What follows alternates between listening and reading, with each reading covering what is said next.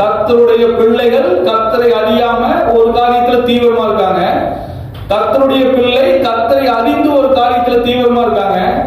கோலியாத்தை காட்டிலும் ஒருவேளை தாவீது பலசாலியாவும் யுத்த வீரனா வந்திருந்தா முதல் ஆளா தாவீது எங்கிருந்தாலும் தேடி பிடிச்சு கொண்டு வந்து யுத்த காலத்துல நிறுத்திப்பாங்க.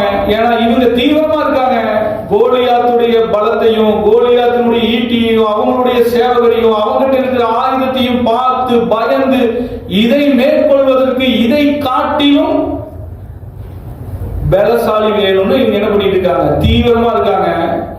இங்க தாவீது நீ எப்படி என் ஜீவனுள்ள தேவனுடைய சேனைய நிந்திக்கலான்னு இங்க தீவிரமா இருக்காரு.